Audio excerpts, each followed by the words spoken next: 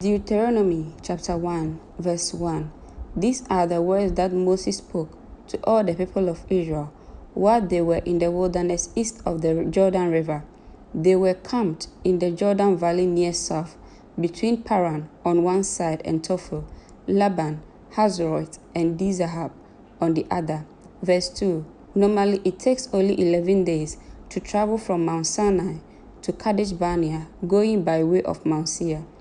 Verse 3. But 40 years after the Israelites left Egypt, on the first day of the 11th month, Moses addressed the people of Israel, telling them everything the Lord had commanded him to say. Verse 4. This took place after he had defeated King Sihon of the Amorites, who ruled in Heshbon, and at Edrei had defeated King Og of Bashan, who ruled in the Asheroth. Verse 5. While the Israelites were in the land of Moab, east of the Jordan River, Moses carefully explained the Lord's instructions as follows. Verse 6. When we were at Mount Sinai, the Lord our God said to us, "You have stayed at this mountain long enough." Verse 7. It is time to break camp and move on. Go to the hill country of the Amorites and to all the neighboring regions, the Jordan Valley, the hill country, the western foothills, the Negev, and the coastal plains. Go to the land of the Canaanites and to the Lebanon, and all the way to the great Euphrates River. Verse 8. Look, I am giving all this land to you. Go in and occupy it, for it is the land the Lord swore to give to your ancestors Abraham, Isaac, and Jacob, and to all their descendants. Verse 9. Moses continued, At that time I told you, you are too great a burden for me to carry all by myself. Verse 10. The Lord your God has increased your population, making you as numerous as the stars. Verse 11. And may the Lord, the God of your ancestors, multiply you 1,000 times more and bless you as he promised. Verse 12. But you are such a heavy load to carry. How can I deal with all your problems and brickling? Verse 13. Choose some well-respected men from each tribe who are known for their wisdom and understanding, and I will appoint them as your leaders. Verse 14. Then you responded, Your plan is a good one. Verse 15. So I took the wise and respected men you had selected from your tribes and appointed them to serve as judges and officials over you. Some were responsible for 1,000 people, some for 100, some for 50, and some for 10. Verse 16.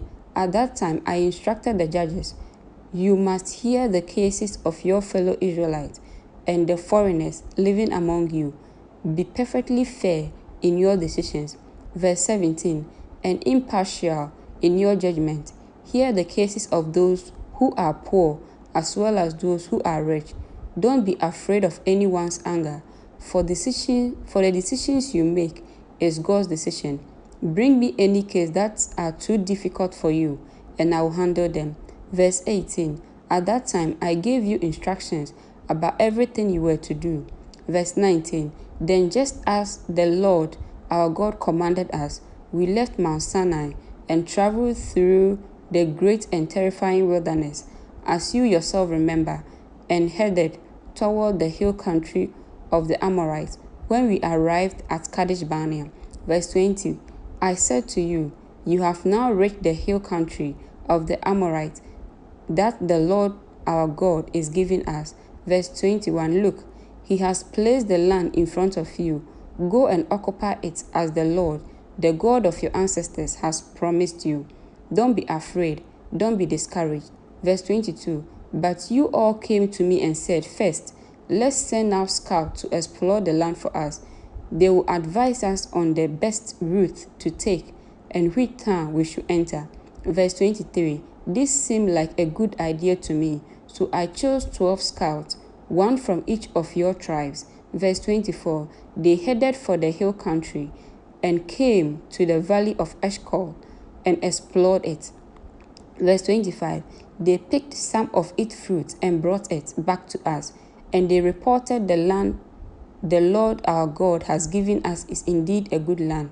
Verse 26, but you rebelled against the command of the Lord your God and refused to go in.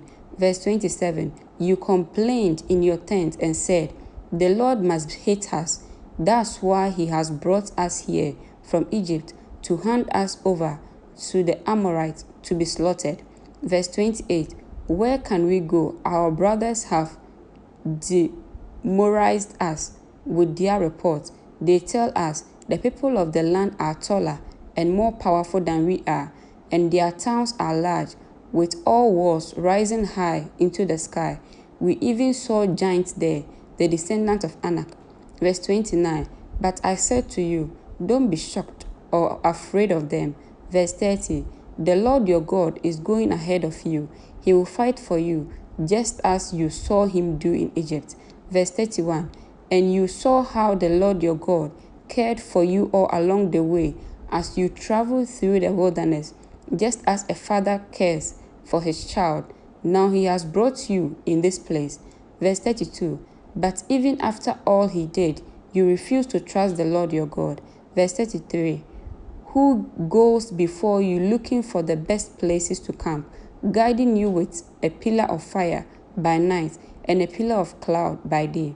Verse 34, when the Lord heard your complaining, he became very angry, so he solemnly swore. Verse 35, not one of you from this wicked generation will live to see the good land I swore to give your ancestors. Verse 36, except Caleb, son of Jephunneh, he will see this land because he has followed the laws completely. I will give to him and his descendants some of the very land he explored during his scouting mission. Verse 37, and the Lord was also angry with me because of you. He said to me, Moses, not even you will enter the promised land. Verse 38, instead, your assistant Joshua, son of Nun, will lead the people into the land.